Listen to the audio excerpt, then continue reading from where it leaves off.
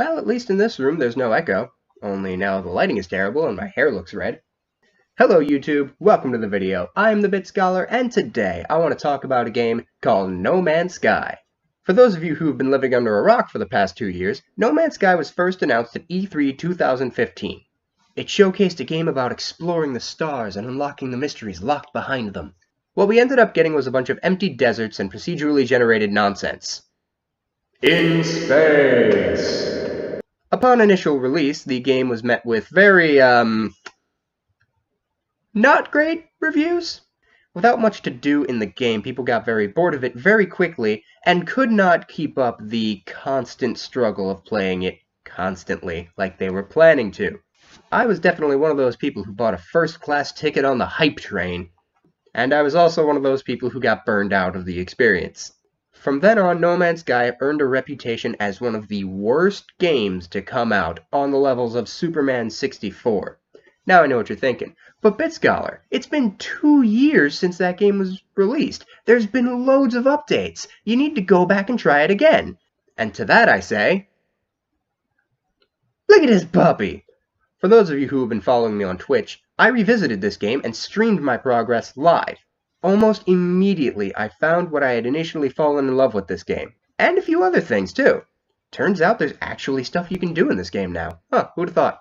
The different mechanics that have been added in introduce a whole new way of playing this game. You can now dig into the planet. The wildlife actually looks decent instead of, like, well, that. And the addition of vehicles makes traversing the planet so much easier.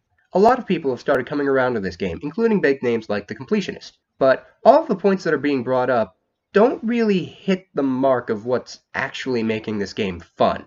In my opinion, everyone seems to be missing the point. Yes, all of these fun things are being added in, and that makes the game a lot better, but they all seem to be forgetting about one thing: the motivating factor behind the fun.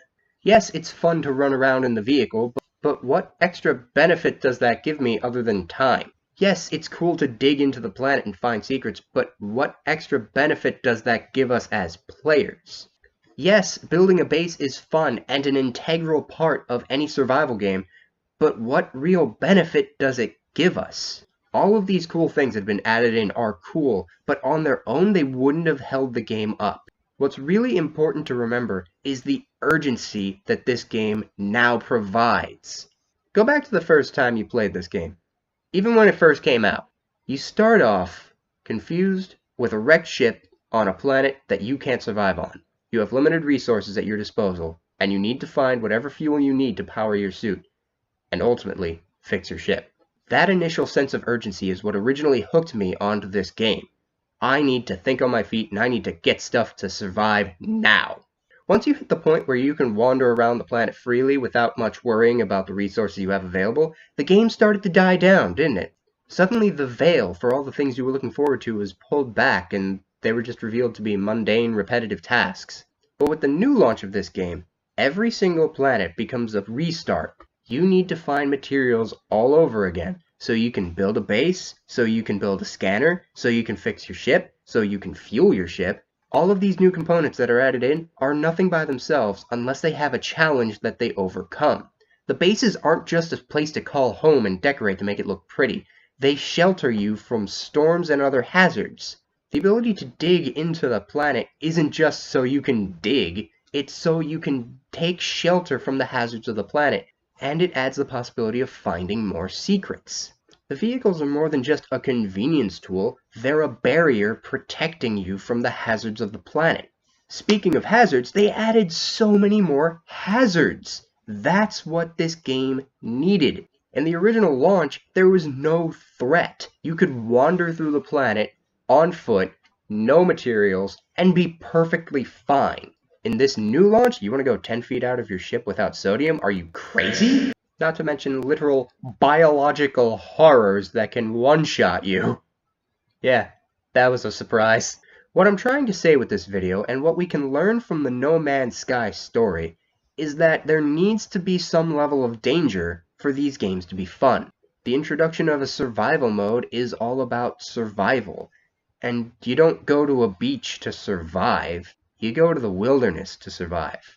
These new hazards are what give the game life, not the new toys that are at our disposal. But I will give the game this. Even from the very beginning, the one thing that I think it did better than any other game that came before it, the spectacle. This game is beautiful. The landscapes you find are amazing. The stars when you look up into the sky are breathtaking. The scenery that's played in front of you is like going to a museum. And the new updates with all the new biomes and plant life only add to that.